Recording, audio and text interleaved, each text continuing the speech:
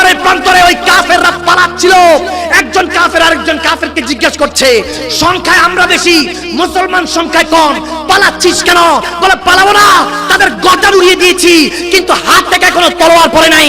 এরা কেমন মুসলমান? হ্যাঁ, ওই মুসলমান যে আবু যার গিফারি যে চোখ দিয়ে সেই কামলিওয়ালাকে নবীকে দেখেছে, আর আবু বকরও দেখেছে, আবু জারও দেখেছে, আবু জাহেলও দেখেছে, আবু লাহাবে দেখেছে। যারা আবু জার আবু বকর হয়েছে তারা আজও না দেখে ভালোবাসে, আর যারা দেখেছে তারা তো তখনই দেখে নাই, এখন কি দেখতে চায়, ঠিক না? আবু যার গিফারি রাদিয়াল্লাহু তাআলা কয় নাম্বার সাহাবা? 5 নাম্বার। কয় নাম্বার? এখানে কি একটাই বান্দা আছে, আর কেউ বান্দা নাই? আল্লাহ আমার নবীর আশিকরা নাই, আওয়াজ দেওয়া যাবে? কয় নাম্বার? আরো জোরে। 5 নাম্বার সাহাবা, প্রথম 5 নাম্বার মুসলমান আবু যার গিফারি রাদিয়াল্লাহু তাআলা। ডাকাত ছিলেন, ডাকাত সর্দার ছিলেন, ধনীদের থেকে লুট করতেন, গরিবদের মধ্যে বন্টন করে দিতেন, রবিন হুডের মতো। সুবহানাল্লাহ বলেন না? তো ওনাকে ধনীরা দেখলেই আতঙ্ক হয়ে যেতেন, এক নামে ভয় পেতেন। গিফারের একজন আছে আবু যার, যার ওনার ছেলের নামে জন আবু যার বলে ওনাকে কুনিয়াতে ডাকা হতো। তো তেনার ভয়ে সবাই আতঙ্কে থাকতো যে কোন দিকটা জানে আবু যারের কাফেলারা হামলা করে দেয়। ধনীরা ভয়ে থাকতো, গরিবরা আবু যারের কথা শুনলে মনের মধ্যে প্রশান্তি চলে আসতো। সুবহানাল্লাহ। ছোটবেলা থেকেই নিজেকে আলাদা করে রাখতেন। হঠাৎ করে এক আল্লাহর প্রতি ধ্যান খেয়াল জমতে লাগলো যে মনে হয় কেউ একজন আছে, হাজার হাজার নয়, মনে হয় একজনই আছেন। কোই তো হ্যায় जो निजाम हस्ती चला रहा है, वही खुदा है जो दिन को रात और रात को दिन बना रहा है, वही खुदा है। চিন্তা করতে লাগলেন যে কেউ একজন মনে আছে। তো একজন এসে ওনার ভাই আনিস, তিনি এসে বলতে লাগলেন, হযরত আনিস রাদিয়াল্লাহু তাআলা পরবর্তীতে তিনি ইসলাম ধর্ম গ্রহণ করেছেন, এসে বলতে লাগলেন, আপনার মতো একজন মক্কাতে এসেছে শুনেছি। বলে কি বলেন? আমার মতো? বলে হ্যাঁ, আপনি যেমন এক আল্লাহর দাবিদার, তিনিও এক আল্লাহর দাওয়াত দেন। বলে তুমি একটু যাও, খোঁজ খবর নিয়ে আসো। ও হযরত আনিস যখন খোঁজ খবর নিতে গেলেন, ওখানে মধ্যে বড় বড় ব্যবসায়ীরা, বড় বড় আলেমে দ্বীনরা, ওখানকার যখন আলেম যারা স্কলার ছিল, ইহুদি পণ্ডিতরা, তাদের দ্বীনের যারা পণ্ডিত ছিল, স্কলাররা, তারা বিভিন্ন রকমের আমার প্যারা নবীর সম্পর্কে কটূক্তি করতে লাগলো, বিভ্রান্তি ছড়াতে লাগলো। এক আল্লাহর কথা বিশ্বাস করে কিন্তু নবীর কাছে যাওয়ার জন্য তাদেরকে বাধা দিতে লাগলো। যখন হযরত আনিস বলতে লাগলেন আমার প্যারা নবীর কথা, তখন হযরত আনিসকে মারতে শুরু করবেন। যখনই মারবেন, হযরত আনিস বলেন আমি আবু যারের ভাই। সুবহানাল্লাহ। সাথে সাথে এখন মেহমানদারি শুরু হয়ে গেছে, মেহমানদারি শুরু হয়ে গিয়েছে। শুনুন না সেই সাহাবায়ে রাসূলদের দাস্তান, ওই হাদিসগুলি শুনুন বুখারী মুসলিম শরীফে। এই হাদিস সাহাবায়ে রাসূলদের আদর্শ। আমরা এখন সাহাবায়ে রাসূলদের ওই ত্যাগ তিতিক্ষার কথাগুলি শুনাই না। তেনাদের যে অর্জনগুলি, তেনাদের যে কষ্টগুলি, ওগুলো যদি একবার শুনেন খোদার ইজ্জতের কসম। এবং জেনার কথা বলছে আবু যার গিফারি রাদিয়াল্লাহু তাআলা। আমার নবী বলতেন, মুসা আলাইহিস সালামের জামানায় একজন দরবেশ ছিলেন যাকে খিজির আলাইহিস সালাম বলা হতো। আমার জামানায় একজন দরবেশ আছে এই সাহাবাদের মধ্যে যাকে আবু যার গিফারি বলা হয়। সুবহানাল্লাহ। আমার জামানার দরবেশ, ফকির, সুফি, মালাঙ্গ আদমি, এক নিজের মধ্যে গুমসুম থাকা আনিস রাদিয়াল্লাহু তাআলা বলতে লাগলেন যে যখন মারতে যাবে, আমি যখন বললাম আমি আবু যারের ভাই, আমাকে তখন মেহমানদারি করতে লাগলেন। বলে আপনারা জ্ঞানী মানুষ, আপনারা কেন এরকম করছেন, ওরকম করছেন, ওনার কাছে কেন যাবেন? হুজুরে পাকের কাছে যাওয়ার জন্য নিষেধাজ্ঞা জারি করে দিলেন। বলে এনার ভাইয়ের কাছে এসে বলতে লাগলেন যে ভাই, সবার কথা শুনলাম, জেনার ব্যাপারে তহমত দিচ্ছে, সেটা মানতে লাগলাম, কিন্তু খোদার ইজ্জতের কসম ভাই কি বলবো, যখন সেই নুরানি ব্যক্তিটাকে দেখলাম, ওই মোহাম্মদ আরবিকে দেখলাম, যখন ওই চেহারা মোবারক দেখা শুরু করলাম, খোদার ইজ্জতের কসম মক্কার সমস্ত আলেম, সমস্ত ব্যবসায়ী আমার কাছে মিথ্যুক মতো মনে হতে লাগলো। সুবহানাল্লাহ। সবাইকে এতক্ষণ ওনারা সবাই মিলে আমার হুজুরকে মৃত্যুক বানাতে চাইছে। সুমা মাআযাল্লাহ। বলে এবার হুজুরে পাকের চেহারা মোবারক দেখার সাথে সাথে আমার কাছে সব মিথ্যুক মনে হতে লাগলো। সুবহানাল্লাহ। হায় হায় হায়, কেমন চেহারা মোবারক ছিল। ইউসুফ আলাইহিস সালামের সৌন্দর্যের কথা সবাই বলতে থাকে। কাত্তা ইয়াদু আন্না, মিশরের নারীরা হাত কেটে, ফল কাটতে কাটতে আঙ্গুল কেটে পড়ে গিয়েছে, খবর নাই। আবু বকর সিদ্দিক এই কথাগুলি যখন শুনতেন মুস্কি মুস্কি হাসি দিতেন। আবু হুরায়রা রাদিয়াল্লাহু তাআলা জিজ্ঞেস করতেন, ভাই হাসতেছেন কেন? বলে মিশরের সুন্দরী সুন্দরী নারীদের কথা বলছে যে হুসনে ইউসুফ থেকে আঙ্গুল কেটে পড়ে গিয়েছে, খবর পাই নাই। রক্তনালী আলাদা হলে শরীরে অনুভব হয়, একটা সুই প্রবেশ করলো শরীরের মধ্যে, দুঃখ কষ্ট অনুভব হয়। আর ওখানে আঙ্গুল কেটে পড়ে গেল, কোনো কষ্ট ফিল অনুভব হলো না। কষ্ট তো হয়েছে কিন্তু ফিলিংস অনুভব হলো না। বলে ইউসুফ আলাইহিস সালামের সৌন্দর্যের কথা বলছে, নারীরা আঙ্গুল কেটে ফেলে দিয়েছে। এখানে মক্কা মদিনার টাকা টাকা যুবকরা আমার কামলিওয়ালা চেহারা ওয়াদ্দ হাতে নিজেদের গর্দান ফেলে দিচ্ছে। সুবহানাল্লাহ। হায় হায় হায়, আল্লাহ ইয়া রাসূল।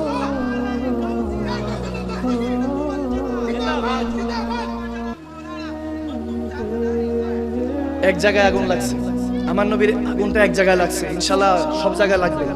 একটু পরে যখন আগ লাগি বস্তি মে বারিশ হুয়া হস্তি মে, একটু পরে যখন আগুনটা লেগে যাবে অন্তরে, তখন দেখবেন আপনার মধ্যে, আপনার উপরে আল্লাহর রহমতের বৃষ্টিগুলি টপ টপ করে পড়তে থাকবে।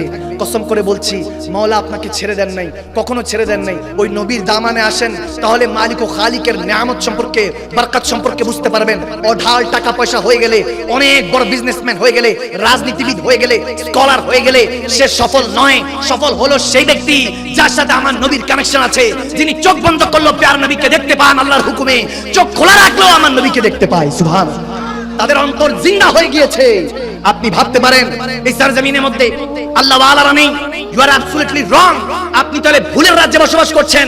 এখন আল্লাহ ওয়ালারা আছেন যারা 2 রাকাত নামাজে আত্তাহিয়াতুলিল্লাহি ওয়া সালাওয়াত ওয়া তাইয়িবাত আসসালামু আলাইকা ইউহান নবী, নবীকে যখন সালাম দেয় 2 রাকাত নামাজে বসে বসে ওয়া আলাইকুম সালাম এ উম্মতি, নবী যে সালামের উত্তর নিয়েছে সেটা বান্দা নামাজে বসে বসে 2 রাকাত 4 রাকাতে শুনতে পায়। সুবহানাল্লাহ।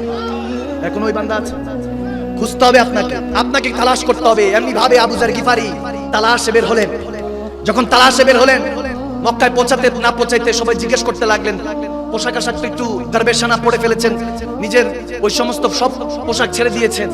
যখন ঐতিহ্য আভিজাত্য সব ছেড়ে দিলেন, মক্কায় এসে আমার প্রিয় নবীর কথা যখন জিজ্ঞেস করছে, এবার সব মক্কাবাসীরা মারতে লাগলো, কাফেররা মারতে লাগলো, আবু যারকে মারতে লাগলো। যেনার নামে ছুটকারা পাওয়া যায়, যেনার নামে ছাড় পাওয়া যায়, তিনি বলতেছেন না আমি কে। হায় হায় হায়, সুবহানাল্লাহ বলেন। হায় হায় হায়, আল্লাহু আকবার। কেমন আসে, মার খাচ্ছে, রক্ত পড়ছে, কিন্তু বলে না আমি সে আবু যার, যার খৌফে তোমরা মক্কাবাসীরা কাঁপতে থাকো। আমি সেই ডাকাত সর্দার। হায়, যেটা ছেড়ে দিয়ে এসেছে সেটা আর নিজের নামের সাথে লিপ্ত করতে চায় না। নিজের নামও ছেড়ে দিয়ে এসেছে, বাপ নিজের সন্তানের নামে নিজের নাম প্রসিদ্ধ হয়েছে। দেখেন সে আবু যার গিফারি 5 নম্বর সাহাবা, মার খাচ্ছে। যখনই নবীর অ্যাড্রেস জিজ্ঞেস করে সবাই বলে, প্রথম জিজ্ঞেস করে কোথা থেকে আসছো, ভিনদেশী মনে হচ্ছে। আপ্যায়ন করতে হবে নবীর কথা বলার সাথে আবার মারছে, মারতে মারতে রক্তাক্ত করে বাজারে এক কোণায় পড়ে আছে। আর একা একা বলে বলে চোখের পানি ছেড়ে বলছে, ইয়া রাসূলুল্লাহ, ইয়া হাবিবাল্লাহ, এই গুনাহগার আবু যারকে কি আপনি কবুল করছেন? পাপের কি প্রায়শ্চিত্ত হচ্ছে? আপনার আল্লাহ, আপনার খোদা কি আমাকে মাফ করে দিবে? একা একা মলঙ্গের মতো দিওয়ানা মস্তানা হয়ে একা একা কাঁদতে লাগলেন, নিজে নিজের মধ্যে হারিয়ে থাকলেন। বেখুদ কিয়ে দেতে হ্যায় আন্দাজ হিজাবানা, আ দিল মে তুঝে রাখ লুঁ এ জলওয়ায়ে জানানা। নিজের অন্তরের মধ্যে তিনি কাঁদছেন আর একা একা। 3 দিন হয়ে গিয়েছে, কেউ একটা ফোঁটা খাবার দেয় না। আবু যার কাঁদছেন, বলি ইয়া রাসূলুল্লাহ, এই রক্ত কি এই এতটুকু যে আমাকে কষ্ট দিচ্ছে, এতটুকু কি আপনার দরবারে হাদী হিসেবে কবুল হচ্ছে? একা একা কাঁদতে লাগলেন। হঠাৎ করে একজন ব্যক্তি আসলেন, হাতে ধরলেন, ভাই আপনাকে ভিনদেশী মনে হচ্ছে, আপনাকে কে এত অত্যাচার করেছে? আসেন আমার সাথে। কোনো কিছু জিজ্ঞেস করলেন না, কোথা থেকে আসছেন, আপনার নাম কি, ধরে নিয়ে গেলেন ঘরের মধ্যে, মলম পট্টি করলেন। দাগ যখন মলম পট্টি করার পরে, দাগ মোছার পরে কিছু খাবার দিলেন, খাবার দেওয়ার পরে বলেন কিভাবে উপকার করতে পারি? আবু যার বলে উঠলেন, সবাই তো আমাকে শুধু মারে, আমাকে শুধু কষ্টই দিয়েছে, আপনি কে যে আমাকে এত আদর করলেন, এত ভালোবাসলেন? বলে আমাকে আবু তুরাব বলা হয়, তবে জামানা আমাকে শেরে খোদা আলী হিসেবে চিনে। সুবহানাল্লাহ। শেরে খোদা আলী হুজুরে পাকের প্রথম সাহাবা, প্রথম যিনি শেরে খোদা আলী আমার নবীর হাতে কালমা পড়েছেন পুরুষদের মধ্যে। তিনি বলতে লাগলেন, আমি আছি, কোনো সমস্যা নেই, বলেন কার কাছে এসেছেন, কি চান, আপনার এই অবস্থা কেন করেছে? বলে যেনার নাম নেই ওনার নাম নিলেই তো মার খাই। আপনি তো খাবার খাওয়াইছেন, সমস্যা নেই, আপনি খাবার খাওয়ানোর পর এখন মারার রাইট রাখেন, আপনি আমাকে মারতে পারবেন, কোনো সমস্যা নেই। তারপরে বলছি আমি সেই গুম্বাদে খাজরা, সে আল্লাহর প্যারা নবী মক্কি মাদানি মুহাম্মদ আরবির সাথে দেখা করতে এসেছি সাল্লাল্লাহু আলাইহি ওয়াসাল্লাম। আমার নবীর কথা বলছেন, আমার নবীর সাথে দেখা করতে এসেছেন। আবু যার গিফারি রাদিয়াল্লাহু তাআলার কথা শুনে শেরে খোদা আলী মুস্কি হাসলেন, চোখের মধ্যে পানিটা টলমল করে উঠলো। বলে কোনো টেনশন নাই, চলেন আমি নিয়ে যাব, আপনি আমাকে স্টেপ ফলো করবেন, কাফেররা কষ্ট দিতে পারে, আমি একটু একটু পর পর যাবো, জুতার লেস ঠিক করতে থাকবো, তখন বুঝবেন যে আশেপাশে বড় বড় কাফেররা আছে, তখন নিজে আমাকে ফলো করবেন না, আপনি এদিক ওদিক তাকাতে থাকবেন। কেউ যদি জিজ্ঞেস করে কোথা থেকে আসছো, কোনো কিছু বলার দরকার নেই, আপনি একটু পাগল ভেষ হয়ে থাকেন। তো আগে থেকে মালাং শিক্ষা দিচ্ছেন শেরে খোদা আলী। যখন হুজুরে পাকের কাছে নেওয়া হলো, তখন বলতেছেন যান ওই ঘরের কাছে যান, ওখানে মধ্যে দস্তক করলে, নক নক করলে আপনাকে কেউ না কেউ নবীজির সাথে দেখা করার ব্যবস্থা করে দিবে। হায় হায়, যখন কাছাকাছি গেছে, এখন আবু যার গিফারি কাঁপতেছে, ভয় পাচ্ছে যে নবীর সামনে চেহারা কেমনে নিয়ে যায়, কিভাবে বুঝাই ইয়া রাসূলুল্লাহ আপনাকে ভালোবাসি, এমনি ভালোবাসি, এক আল্লাহকে ভালোবাসতে বাসতে কখন জানি এই আবু যার আপনাকে ভালোবাসতে শুরু করে দিয়েছে, কখন জানি আপনার দিওয়ানা হয়ে গিয়েছে। নিজের মধ্যে ওই ভালোবাসা যখন আগুনের সমুদ্র ঢেউ খাচ্ছে, একজনকে দস্তক দিলেন, আসলেন, কি চাই? বলে আমি একজন বাইরে থেকে এসেছি, গাফার থেকে এসেছি, আমি একটু প্যারা নবীর সাথে দেখা দেখা করতে চাই, বলে ওয়েট করো দেখি আমি কি বলে। নবীজির কাছে গেলেন, ইজাজত নিলেন, আসার পরে বলে চলো তোমাকে পেয়ারা নবী ডাকছেন। যখন সে গেল, যাওয়ার পরে সরাসরি নবীর কাছাকাছি যখন গেল, গিয়ে আবু যার হাঁটু গেড়ে বসে গেলেন। নবীজির চেহারায় আনোয়ার দেখে, নবীজির চেহারা মুবারক দেখে নিজেকে সামলাতে পারলেন না। जब हुस्न था उनका जलवानुमा अनवार का आलम क्या होगा, हर कोई फिदा है बिन देखे तो दीदार का आलम क्या होगा। বলেন বুকের মধ্যে একবার হাত রেখে, না দেখে এত ভালোবাসেন, যদি একবার দিদার পান ওই ভালোবাসা কোন মাকামে পৌঁছে যাবে বান্দা। খোদার কসম করে বলছি, বদরের প্রান্তরে ওই কাফেররা পালাচ্ছিল। একজন কাফের আরেকজন কাফেরকে জিজ্ঞাসা করছে, সংখ্যায় আমরা বেশি, মুসলমান সংখ্যায় কম, পালাচ্ছিস কেন? বলে পালাবো না, তাদের গর্দান উড়িয়ে দিয়েছি কিন্তু হাত থেকে এখনো তলোয়ার পড়ে নাই। এরা কেমন মুসলমান? হ্যাঁ, ওই মুসলমান যে আবু যার গিফারি যে চোখ দিয়ে সেই কামলিওয়ালাকে নবীকে দেখেছে, আর আবু বকরও দেখেছে, আবু যারও দেখেছে, আবু জাহেলও দেখেছে, আবু লাহাবও দেখেছে। যারা আবু যার আবু বকর হয়েছে তারা আজও না দেখে ভালোবাসে, আর যারা দেখেছে তারা তো তখনই দেখে নাই, এখন কি দেখতে চায়, ঠিক না? সেই নবী সাহাবা, সেই নবী সাহাবা ত্যাগ তিতিক্ষা ওনাদেরই।